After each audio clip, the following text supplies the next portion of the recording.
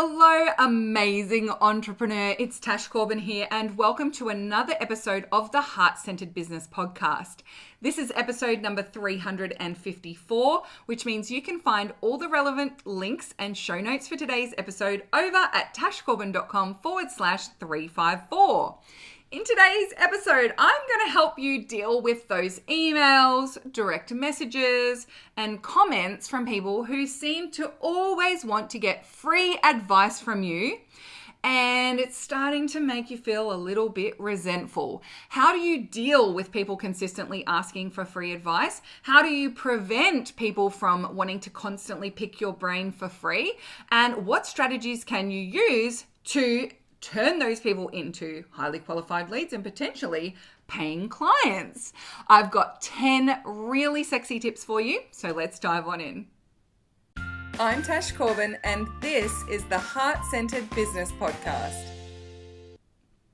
Okay, so I'm just going to dive straight into this one because I don't think I need to tell you what this situation is because most of us have already experienced it, right? So people are DMing you, they are asking you for advice, they're asking you questions, and it's almost like they want you to deliver on your products and services for free just through those emails or DMs. So here is my hot take. I've got 10 tips for you.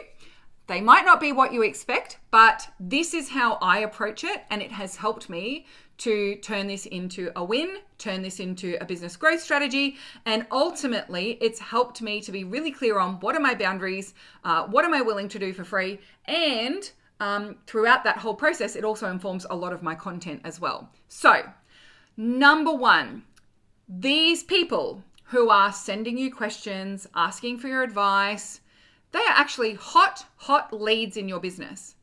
And there's a big difference in the way you respond, the way that it is received, the relationship that you create based simply on how you perceive them in the first place. So I do see a lot of people online in Facebook communities in particular complaining about people sending them questions in the DMs. Complaining about people sending them emails asking them questions, complaining about people who expect to be helped for free. But that's actually informed a lot by your perception. Did the person message you and say, hey, can you please help me for free? I don't ever want to pay you money, but I have a question. Can you help me for free? No, they didn't. They never do it that way. They are asking you a question about an area where they perceive you to be an expert. And you don't know that they just want you to help them for free. You don't know that they're never going to buy from you. So it's important to check in with your mindset first and foremost, and what is the perception you are choosing to have of those people sliding into your direct messages. Now, I'm not saying that there aren't people who are just looking for free advice. They may have slid into your DMs already. I've had my share of people who just are wanting that free advice. Absolutely. But am I going to taint my perception of every single person who reaches out to me because of that one or two people who were trying to just milk me for as much of my expertise as they could? Or am I going to choose to perceive that every person asking me a question is there because they see me as an expert and they value my advice and they could potentially want to pay me for that advice? So number one is check your perception. And also, just as a little hot tip, it's not a good look on the internet if you're actually whinging about your audience online. Or being really judgmental of your audience online. There are people who I previously would have absolutely loved to work with, and I would have sent them a message and asked them a couple of questions, but I didn't because I saw them in Facebook's groups going, it's like screenshotting questions, and they might have taken the person's details off, but screenshotting questions that people have sent them, and they've gone, oh my gosh, look at the audacity of this person thinking I'm going to give my time away for free. And I'm like, that person was asking you a pretty reasonable question. If you don't want to answer it for free, like, you're welcome to say, look, that's not something I would actually answer for free. But like, don't judge on them for seeing you as an expert and asking you a question. So that's number one. Check your perception and check the way that you talk about your audience and your clients online. That's a little bonus tip. Number two, as far as I'm concerned, building a one-to-one connection and relationship with someone who is clearly an ideal client because they're clearly interested in what I have to say and is clearly perceiving me as an expert, that's a really good use of my time. A really good use of my time. Yes, there's likely going to become a time where, for me, answering people's questions in the DMs is not going to be possible for everyone because my time is limited. But the number of people who've sent me a DM asking me a question that have turned into paying clients is significant enough for me to want to prioritize answering those questions. So, a lot of us perceive that it's a better use of our time to spend 10 minutes writing a post for social media that could potentially reach 1,000 people. We perceive that that's more valuable than spending 10 minutes responding to someone's question and qualifying whether they're actually a lead to work with you. The reason why we perceive the post on social media as more valuable is because of the potential audience, right? It could potentially reach 1,000 people. It could potentially reach 20,000 people, right? It's unlimited potential. And we perceive that the value of each audience member, whether they're in your DMs or whether they're seeing something on social media, is the same, but it's not the same. One warm, connected relationship is worth more than the potential of reaching 1,000 cold strangers on the internet for free. It absolutely is, because that person is like already knows you, likes you, and trusts you. That person is far closer to being ready to buy than some rando who's never heard of you on the internet before. And yet, we often perceive that investing time building one-to-one relationships with people is not a good use of our time.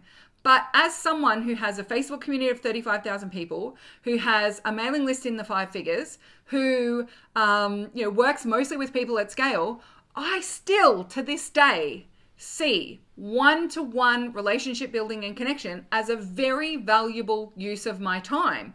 And I don't just perceive it that way because I love people or I love my audience. I perceive it that way because the return on investment for that time in real dollars is always bigger.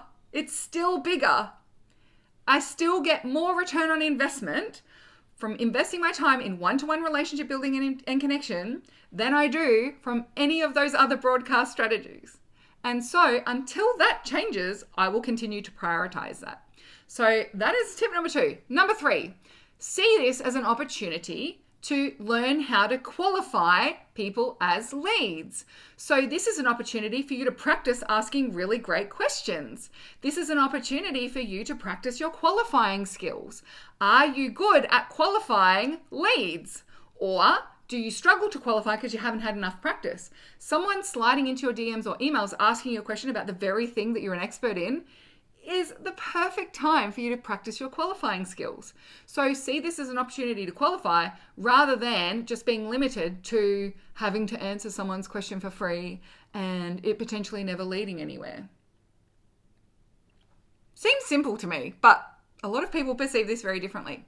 Okay, number 4, if you are feeling resentment or anger or frustration at the questions that people are asking you, and you feel worried about answering those questions because then if you answer them, they won't buy from you, I actually think that that's a big, juicy insight into a mindset block for you.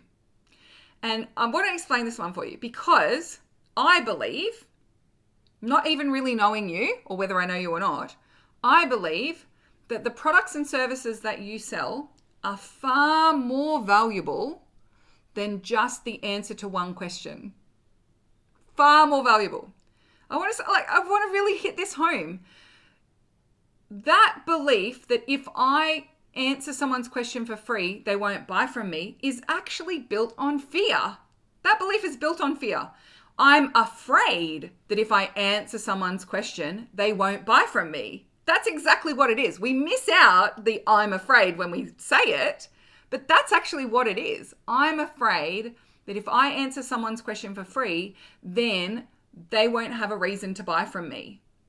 But if that person could get the result that they're looking for and move on and achieve their goals through just having one question answered, then they weren't your ideal client in the first place.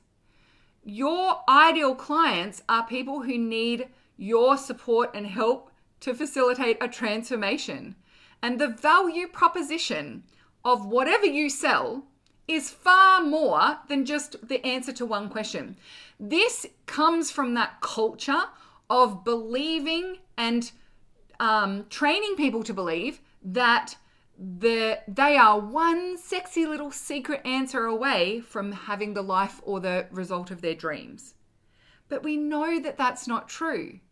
There's not one magical secret to growing a business that I am withholding from everyone on the internet unless they pay me.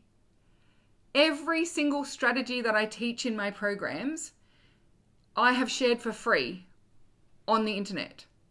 Every piece of advice that I have given people inside the Takeoff program, I have also shared for free on the internet in some way.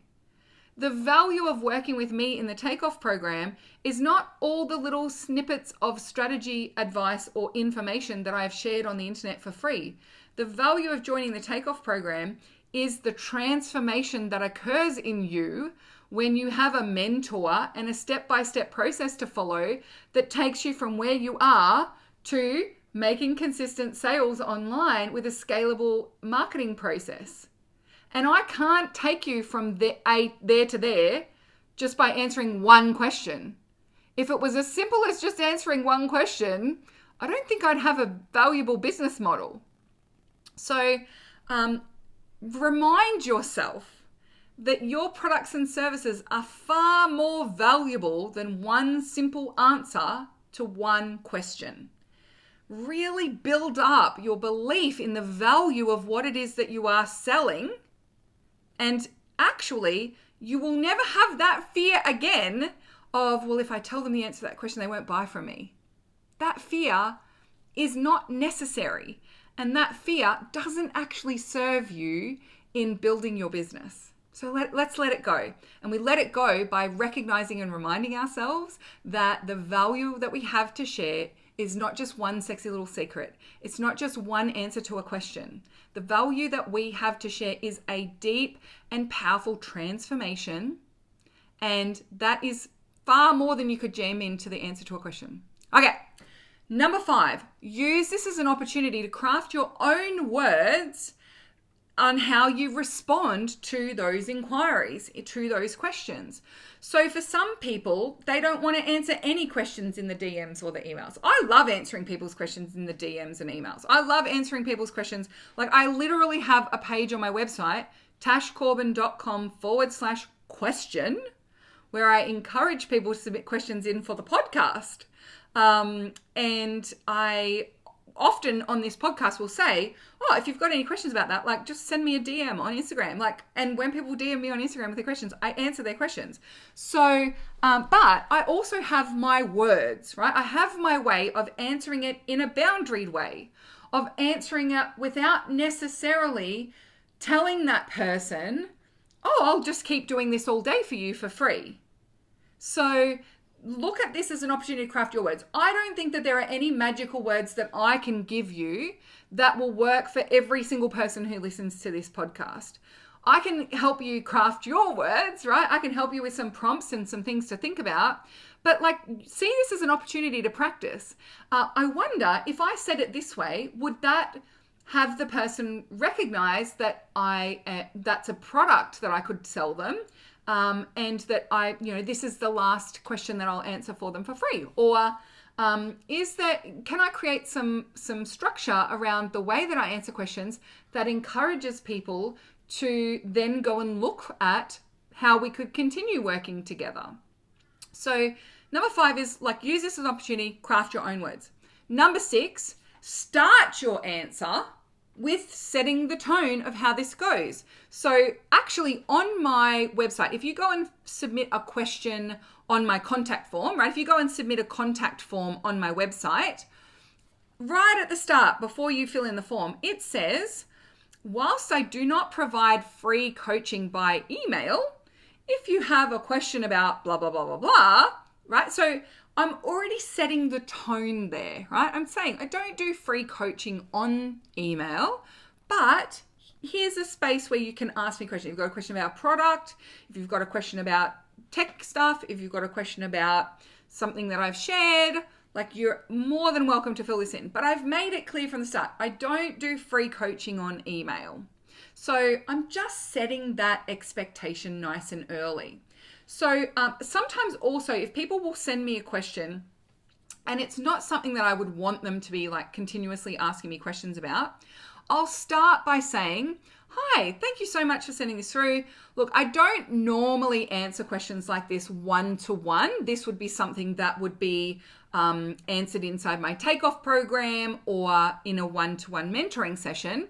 But here's blah, blah, blah, blah, blah, right? So by the start of the way that I answer the question, I'm sort of just reestablishing that boundary. And I find that that stops the, okay, now help me with this. Okay, now help me with this. Okay, now help me with this, right? Because ultimately, I don't have a problem with people asking me a question here or there. The thing that I want to have a boundary around is that I don't want to be spending my time coaching people and basically being their business mentor for free in their DMs at the cost of me coaching and mentoring my paying clients. And so, like, I'm happy to help people and I'm happy to answer their questions, but I can set the tone by the way that I commence the way I answer the first question that pops in. And so by being proactive about it with the way that I answer the first question, I'm preventing subsequent, can you coach me for free type questions from coming in, rather than waiting for them to ask another question and then having to go, well, I'm not answering that because I don't coach people for free. That feels yucky, right? Like that feels for me. I don't like saying to people, I don't answer that for free. Like I don't like saying that. And so I prevent having to say that in response to a question by answering the first question with setting the tone at the start. So hopefully that helps. Number 7, your boundaries are your responsibility. So I say this to my students, I say this to my clients all the time, because I want them to be assured that it's not their job to know exactly where the line is. That's my job. And so in my programs, I have a module at the start of all of my programs called Boundaries. And in it, it says, my boundaries are my responsibility. And here's some loose rules, right? Here's some guidelines around where the boundaries are. This is a group mentoring program, so questions are answered in the group. Don't send me DM questions about this group mentoring program. It needs to be at the benefit of the group, right? Even if you feel like it's the most selfish question, like, Tash, can you tell me how to say blah, blah, blah? There's going to be some value in me answering that publicly for the group. And so things are answered in the group. But then I also say, my boundaries are my responsibility. So if you're unsure, give it a crack, be the squeaky wheel, ask the question, and I'll forgive you for crossing a boundary if you forgive me for telling you where it is.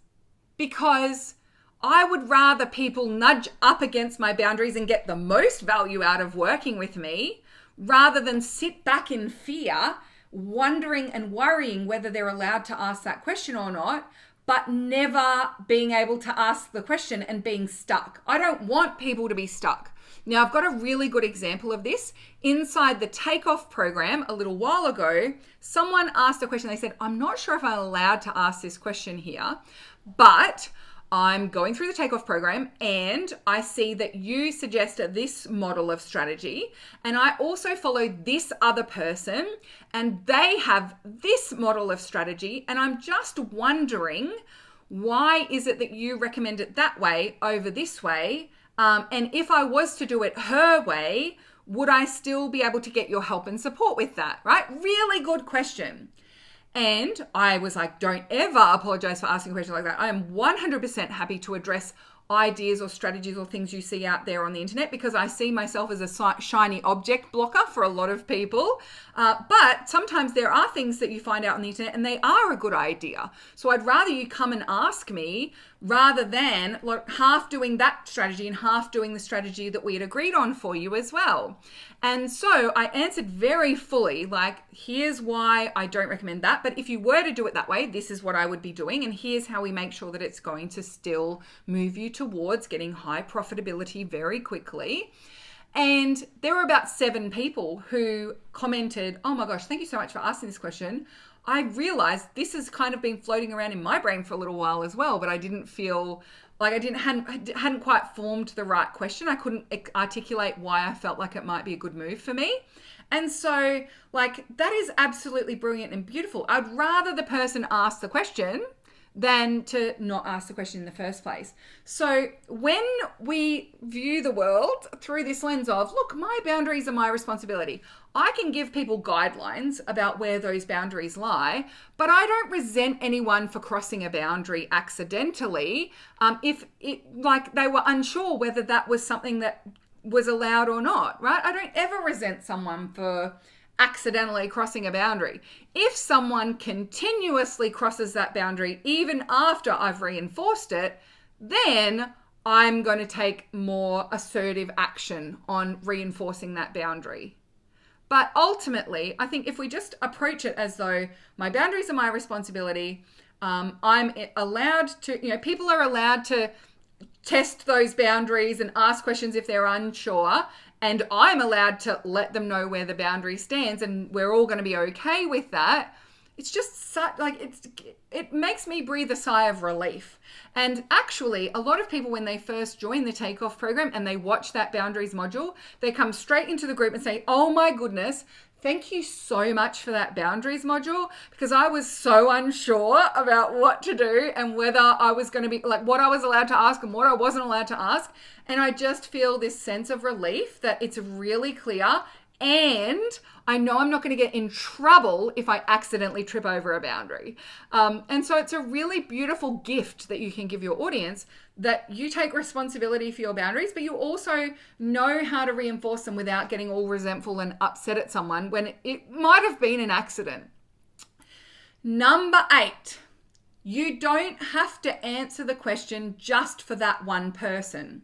You could take that as an opportunity to answer it for everyone. So, and you can do it in both ways. So sometimes if someone asks me a question in the DMs and I think, oh, that's actually a great question, a lot of people are going to be wanting to ask me that question, I'll say to the person, oh, that is such a great question. What I'm going to do is I'm going to do a Facebook Live to answer it in about 20 minutes because I think everyone will be able to benefit from this. And if you've got any follow-up questions, you can ask them on that live, right? So it's a way of actually taking a question and turning it into a brilliant content piece. Or you can do both, where you say, oh, that is such a good question. Here's my initial thoughts, 1, 2, and 3. And I'm going to make a podcast about that because that was really amazing.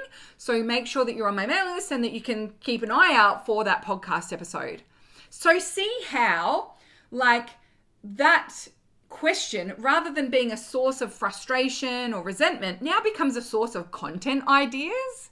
And it just shifted because of a perception shift. It just shifted because you had a strategy of what you're going to do when those types of questions pop in. So one of the things that I do though is whenever I choose to broadcast the answer, right, use the answer as a broadcast, is that I don't let that one-to-one relationship die just because I've taken it to a broadcast relationship. Right? So rather than just go, I'm going to answer it on a Facebook Live and then never reaching back out to them again, I'll say, I'm going to do it as a Facebook Live. If you've got any follow-ups, ask them over on the live. And then when I've done the Facebook Live, I close the loop and I say, hey, I'm not sure if you were able to catch it live, but here's the link to the Facebook Live that I did answering your question. If you need anything else, let me know, right? And then I go into my qualifying. What else is getting in your way, or what's next for you from here? Do you want me to tell you how I could support you from here, right? So that person is still a hot lead, and it's helped me to create some really valuable content for my audience. Like, it's so win-win-win-win-win when you view it through that lens. All right. Number 9 piece of advice. Now, this is probably more prevention than cure.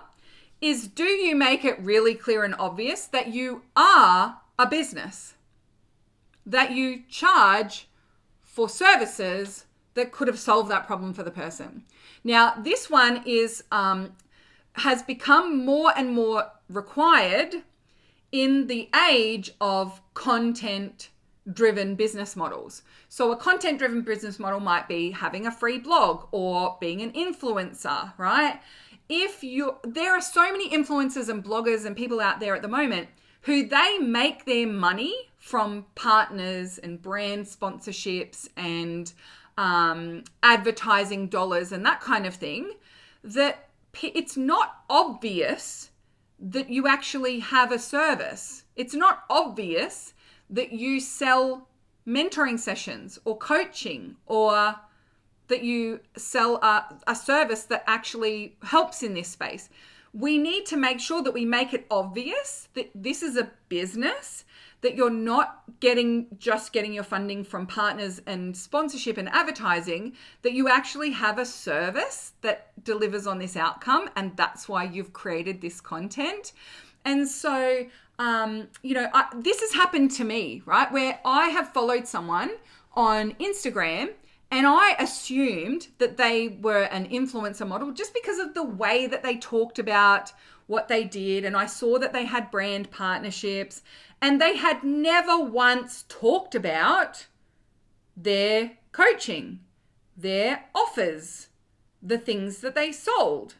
And so I didn't realize that they actually offered services in this space. And so I sent them a DM and asked them a question, but I asked them a question thinking that they could do it as an Ask Me Anything answer, or that would be good content for them. And like that, I was just building a relationship with them as someone in their audience. I wasn't depending on them answering my question. I just like threw it out there as, oh, hey, by the way, blah, blah, blah. And I asked a question, and they replied to me like, I don't answer questions like this unless you're paying for your sessions. And I was like, oh, wait, you sell sessions? But the way that they shut me down, and they did it like really aggressively, like they didn't just say that, they said some other things. I was like, well, I don't want to work with them, like, because they're making me feel stupid for not knowing that they sold sessions. But I had followed them for months and had never heard about these sessions. I'd never visited their website. I thought they were an influencer. I didn't even know they had a website, right? And so it's your job to ensure that you're at least making it obvious that there is actually a paid option for people to have that question answered. Because if I had known, I would have just booked a session with the person. Because I did have a bunch of things that I would be able to ask them if I'd booked a session with them. But I didn't know. And so, go back and have a look at your social media content. Go and have a look at your website. I have been to people's websites before, and I haven't known how I could pay them money. And because I couldn't find a way that I could pay them money, I assumed they were getting their money from something else. So it's not our job to magically mind read that you have paid offers in this area. It's not our job to stalk your entire website, ensure that we're on your mailing list, read every single post that you do on social media to stay informed about your business model. It is your job to consistently tell your audience about your offers and the ways that they can buy from you to access the answers to their questions. So, and if someone still asks you a question, then my final tip for you is assume the best of them. Assume the best of them. So if someone sends me a question and I think, well, obviously that's the takeoff program, I don't say, well, obviously that's the takeoff program. I assume, oh, they mustn't know about the takeoff program. And see how just that tiny little switch in my assumptions makes a significant difference to the way that I engage with that person and interact with that person, but also the energy that I put out into the world as well. It makes a significant difference to whether people feel it's safe to send me a question or not. And I want every single person in my audience to feel like they can reach out to me one-to-one. And a lot of people, like, I have to reassure them of that over and over again because they have been shut down so much by other people who do similar things to me. I mean, I love the 4-Hour Workweek and Timothy Ferriss, but to be honest with you, I think he has done a lot of damage to that, like, whole I only answer emails on Mondays between 12 and 1. That's like the email signature reply, auto reply that he suggests that you set up for your emails. I think any auto reply on a business email that says, I will get to you when I get to you, which is basically what it says, is damaging for the connection you create with your audience. And so, I think they have a lot to answer for, those mentors and business strategists and that, who are so focused on staying disconnected from their audience that it's actually reducing and limiting the level of connection and conversion that they can achieve. Now, I can understand, like, the reason why Tim Ferriss was talking about it, he was selling supplements, right? So his business email inbox, like, he was selling health supplements, well-being supplements, something, right? Like that. So you're not going to be on your email every day answering questions from people about your supplements, to get that sale of that $29.99 product. Yes? And yes, that you might have a customer service person who does it for you, or you might have other ways that you proactively address those questions. But for us and our model of business, for most people, the value of someone buying us from them, the conversion event that they buy, is a $1,000 product, or it's a $2,000 package, or it's a $10,000 package. Like, stop keeping those people at an arm's length. Stop keeping them at a distance from you. Assume the best of your audience rather than assuming the worst. If I don't have an autoresponder that tells people, just wait, I'll get to you when I get to you, then they might send me a follow-up email within an hour and keep peppering me with questions, right? Yes, there are people who do that, but those people, in my experience, are the exception. They're not the rule. And actually, whenever I send my newsletter out, so, I have 5 figures of people on my newsletter, on my mailing list. Whenever I send my newsletter out, I get a bunch of autoresponders, right? I get people's auto replies. They come into our customer service help desk as a reply to the newsletter. And to be honest with you, most of them that I read, I actually think they're a turn-off. They are a huge turn-off. And a lot of the time, the person who the autoresponder I've received, I know that they're going to check their email that day. I know that they could, if I was genuinely sending them a, hey, how do I book in with you, that they would be on it. They would reply within an hour, right? Absolutely. And yet they're sending an auto response out to the world that says, I don't have time for you. I don't have time for this. I don't value this request, and I will get to you when I get to you. And even when it's written in the most friendly way, when it's written in the most loving way, we aim to get back to you within 24 to 48 hours, it still, to me, comes across as keeping people at an arm's length. And I just want you, you're welcome to do that if that's something that you consciously want to do, but I just welcome you to just reflect on that. Is that actually the perception I want to be giving off for people? Is that the way I want people to feel in relation to the connection they could have with me and my business? Or am I doing that out of fear that in 3 years' time, when I have 100,000 people on my mailing list, I'm going to be too busy to answer their emails? At this point in time in your business, if you're anything like me or earlier in your journey than me, I would argue that having people slide into your DMs, having people slide into your inbox, having people comment on your posts and ask follow-up questions is actually something that you would be better off encouraging, because it would create more connection and you would actually get more clients out of it. And it's a really good use of your time, and it's a really good relationship to establish with your clients and with your audience. So, as I said, this is probably not the answers that you were expecting from me in relation to dealing with those emails and DMs and comments from people wanting free advice from you.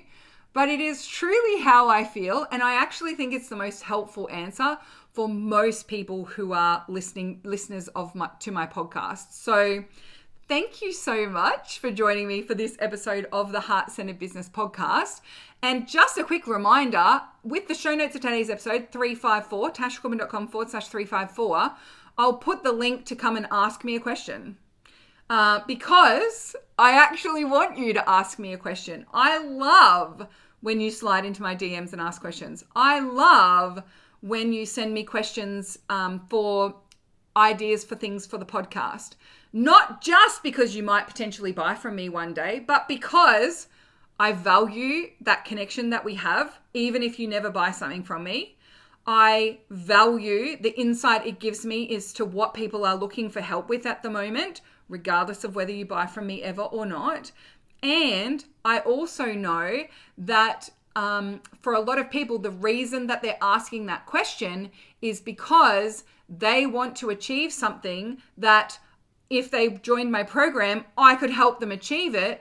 And I act in good faith that people really do want to be part of my audience and learn from me, and that maybe one day being in one of my programs is going to be the right fit for them.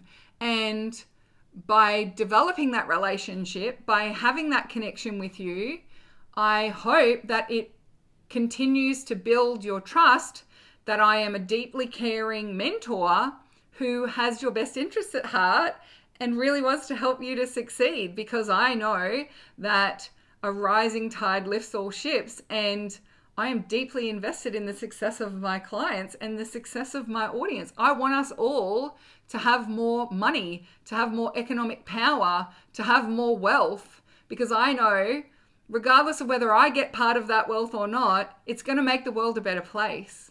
And so I know when I have this conversation with most of my followers, with most of my clients, that's how they feel as well.